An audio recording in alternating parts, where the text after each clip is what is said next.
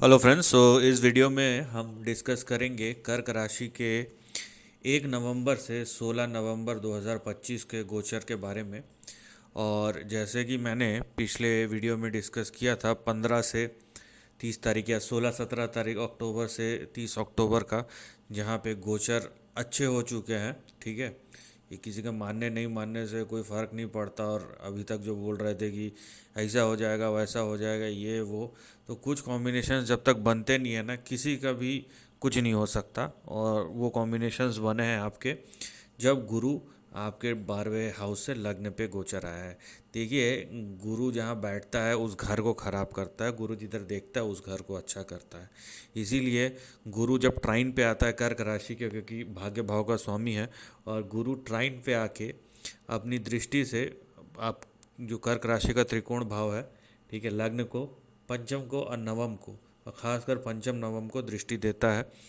और उस समय आपके जो भी नेटल मतलब लग्न के समय जो भी प्लैनेट्स है या गोचर के समय जो भी प्लैनेट्स है, दोनों को पावर करता है, एम्पावर करता है, और वही चीज़ आपको देखने मिला है। तो यहाँ पे ये 1 तारीख का चार्ट है जहाँ पे चंद्रमा राहु के साथ है अष्टम भाव में। ठीक है, ये सब जो है ना कि चंद्रमा गोचर कर रहा है अष्टम भाव में, तो ऐसा हो जाएगा वैसा हो जाएगा, हाँ हो सकता है खराब, लेकिन उसके लिए बहुत सारे कॉम्बिनेशंस की ज़रूरत है। ठीक है, राहु केतु में एक्सिस में है चंद्रमा, नो डाउट। और इस समय ग्रहण भी लगेगा। बेग योर पार्डन, ये गलत मैंने बोल दिया। मैं बोल रहा हूँ कि राहु केतु के एक्सिस में है तो चंद्रमा पीड़ित होगा, लेकिन उसका असर किन लोगों को होगा वो देखने वाली बात है। ठीक है, अष्टम भाव में गोचर कर रहा है, इसका मतलब ये नहीं है कि कुछ बुरा ही होगा। देखिए, राहु फॉरेन को दिखाता है और चंद्रमा जो है मन को दिखाता है। यहाँ पे चंद्रमा लिक्विड चीज़ों को दिखाता है, फॉरेन लैंड को दिखाता है। और क्योंकि ये लग्नेश है और ये फॉरेन के भाव के साथ स्वामी के साथ बैठ गया है जो एक्सपेंशन का है, थोड़ा सा आपको वॉन्डरिंग करा सकता है, लेकिन ये फिर क्या बोलते हैं, एक्सपेंशन का भी कारक है। तो हर चीज़ का अच्छा बुरा जो भी है वो हो सकता है। ठीक है, तो 1 तारीख का, तो विदाउट फर्दर ड्यू 1 तारीख को चंद्रमा राहु के साथ बैठा है अष्टम भाव में। मंगल और बुध दोनों पंचम भाव में बैठे हैं, जुपिटर की दृष्टि में आ गए हैं। शनि वक्री होकर बैठा हुआ है, वो भी जुपिटर की दृष्टि में है। और उसके बाद गुरु जो है जुपिटर, वो यहाँ पे देखिए 10 तारीख से वो भी वक्री हो जाएगा, 10-11 से, आई थिंक 11 तारीख से वो भी, 10 या 11 नवंबर से वो भी वक्री हो जाएगा। तो यहाँ पे ये भी वक्री हो जाएगा, कुछ दिन में पावरफुल हो जाएगा, समझ लीजिए। ये देखने की ज़रूरत नहीं कि ये गुरु वक्री हो जाएगा तो 12वें घर का भी रिजल्ट देगा, इतना सब कुछ करने की ज़रूरत नहीं है। ठीक है, गुरु वक्री हो जाएगा, पावरफुल हो जाएगा, राइट। उसके बाद केतु यहाँ पे सेकंड हाउस में, सूर्य 7th हाउस में, जब तक कि इसका गोचर नहीं हो जाता 16 नवंबर को। शुक्र जो है 1 तारीख को रहेगा आपके तीसरे भाव में, लेकिन 2 तारीख से ये आ जाएगा आपके चौथे भाव में। तो पहले 1 तारीख का बात करेंगे, उसके बाद 2 तारीख से बात करेंगे। और चंद्रमा तो घूमते ही रहेगा। तो यहाँ पे देखिए, सबसे पहले तो अगर आपकी शनि की, गुरु की, मंगल की, बुध की, गुरु उसमें होना चाहिए। ठीक है, गुरु शनि की दशा चल रही है, तो यहाँ पे कोई जो अच्छा इवेंट होता है, चाहे वो मैरिज से रिलेटेड हो वो हो सकता है, या पार्टनर से रिलेटेड हो वो इवेंट हो सकता है, अच्छे इवेंट हो सकते हैं। ठीक है, और यहाँ पे क्योंकि शनि नवम भाव में बैठा हुआ है, सप्तम का स्वामी नवम भाव पे बैठा हुआ है, चाहे आप बिजनेस के पर्सपेक्टिव से देखिए, या आप मैरिज या पार्टनरशिप के रिलेशनशिप के पर्सपेक्टिव से देखिए, और बिजनेस के भी पर्सपेक्टिव से देखिए। उसके अलावा क्योंकि नवम भाव यहाँ पे लॉन्ग ट्रैवल का भी होता है, उसके पर्सपेक्टिव से भी देखिए, तो यहाँ पे ट्रैवल के योग बन रहा है, रिलेशनशिप के भी योग बन रहा है, और यहाँ पे आपको बिजनेस से लाभ के भी योग बन रहा है। ठीक है, लेकिन गुरु की और मंगल शनि की दशा होनी चाहिए, दोनों की दशा मैंडेटरी है। साथ में अगर आपकी गुरु की, शनि की, मंगल की, या गुरु की, शनि की, बुध की ऐसी दशा चल रही है, वो कॉम्बिनेशन ठीक है, 6-8 एक्सिस में बैठे होंगे, या महादशा लॉर्ड, अंतरदशा लॉर्ड की उसमें बैठा, वो ठीक है। लेकिन गोचर क्योंकि इतना अच्छा है और गुरु की दृष्टि में है दोनों प्लैनेट या तीनों चारों प्लैनेट, तो आपको इसके अच्छे रिजल्ट मिलेंगे। मरकरी देखिए, क्योंकि 12th हाउस का लॉर्ड है, ये खर्चे बढ़ा सकता है, लेकिन ये आप समझ लीजिए कि 12th हाउस और 3rd हाउस का लॉर्ड है यहाँ पे। और यहाँ पे पंचम भाव स्टॉक मार्केट का भी होता है, तो खर्चे तो करवाएगा। और यहाँ पे ये ट्रैवलिंग भी करवा सकता है, क्योंकि मरकरी जो सिग्निफिकेटर, नेचुरल सिग्निफिकेटर, वो यहाँ पे ट्रैवल का ही है, तो हम फिलहाल ट्रैवल के हिसाब से देते। देखिए मंगल पंचम भाव का पंचमेश होके पंचम में बैठा हुआ है, तो फिर से कहीं ना कहीं रिलेशनशिप का जो एंगल है वो क्रिएट होता है यहाँ पे। और मंगल के ऊपर गुरु की दृष्टि है, शनि के ऊपर दृष्टि है। और अगर आप मान लीजिए कि ये डिपेंड करता है, आप बोलेंगे कि लड़के के लिए लड़की का है या लड़के का है, तो वो उसकी बात मैं नहीं कर रहा हूँ। लेकिन अगर लड़की का है ज़्यादा प्रभावी होगा, क्योंकि लड़की के चार्ट में जो मार्स होता है वो उसका हस्बैंड होगा, और लड़के के चार्ट में वीनस जो होगी उसकी वाइफ होगी। बट एनीवेज बहुत सारे कॉम्प्लिकेशंस होते हैं, इसीलिए आपका अगर ये इन चारों की दशा है तो उसके आपको रिजल्ट मिलेंगे। किसके रिजल्ट मिलेंगे मैं खाली वही बता रहा हूँ, ठीक है। गोचर में कौन कहाँ है, क्या हो सकता है, वो सब बता के कोई ज़रूरत नहीं है।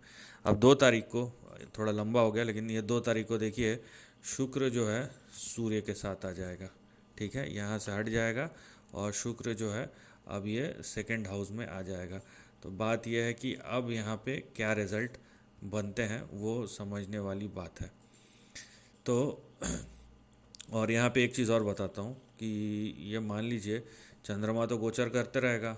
अब चंद्रमा अगर गोचर करते करते नवम भाव में आ गया यहाँ पे, ठीक है, गोचर करते हुए 1 दिन बाद या 2 दिन बाद जब भी यहाँ पे आ जाएगा, तो यहाँ पे चंद्रमा भी अब देखिए कि एक, भले ही 2 सवा 2 दिन के लिए चंद्रमा, शनि, मंगल, बुध, ये चारों जो है वो गुरु की दृष्टि में आ जाएंगे।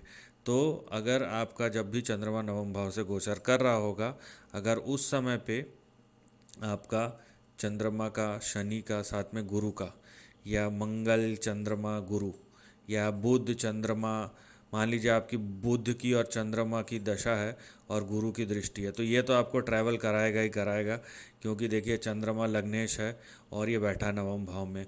बुध जो है वो भी लॉन्ग टर्म के ट्रैवल का भाव है, वो भी बैठा आपके पंचम भाव में, और दोनों पे गुरु की दृष्टि है जो एक्सपैंड, ये एक बहुत बड़ा ट्रैवल का यहाँ पे योग बनाता है, ठीक है। और अगर किसी की भी दशा हो, इन चारों की दशा हो, मंगल, बुध, चंद्रमा, शनि, और उस पे ऊपर गुरु की दृष्टि पड़ जाए, चंद्रमा क्योंकि 2 सवा 2 दिन तक प्रभारी रहेगा, क्योंकि इसके बाद जब घूमते घूमते जाएगा तो गुरु के साथ कोई कनेक्शन नहीं बनेगा, लेकिन सैटर्न का, मार्स का और मरकरी का, ये तीनों का 16 तारीख तक कनेक्शन बनेगा, तो इसके आपको रिजल्ट मिलेंगे।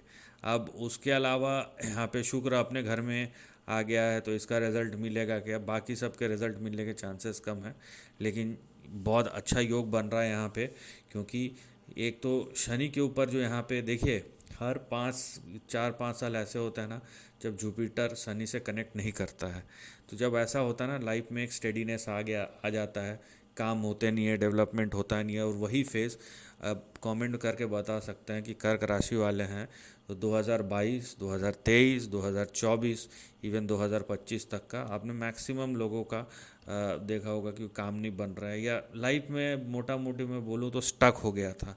अब वो प्रोग्रेस आने लगेगा, क्योंकि जब तक जुपिटर की दृष्टि में नहीं आता है शनि, या जुपिटर के साथ शनि नहीं बैठ जाता है, वो तब तक आपको कोई भी डेवलपमेंट नहीं नज़र आएगा।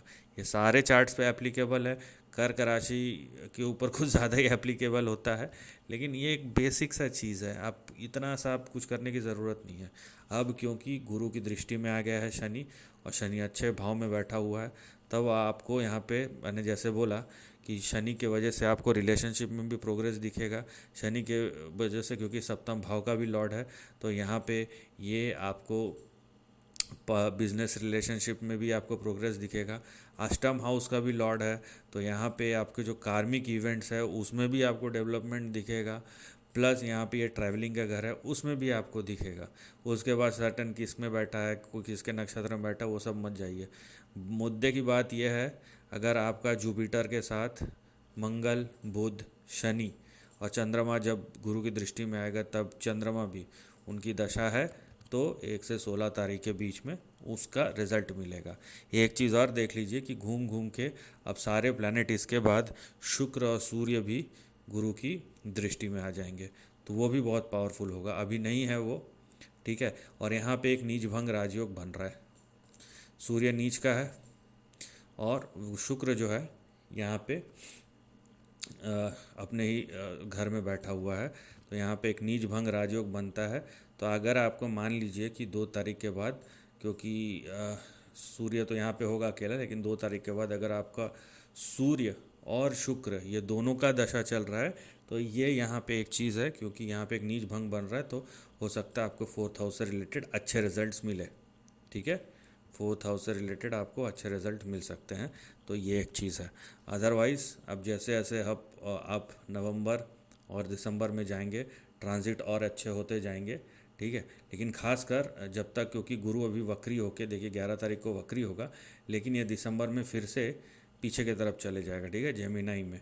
तो चंद्रमा उस बीच में आपके शनि के ऊपर से इसकी दृष्टि हट जाएगी उस बीच में। लेकिन क्योंकि अभी ये 40-50 दिन, जितने दिन भी रहेगा, ज़िंदगी बदलने के लिए 1 घंटा भी काफ़ी होता है।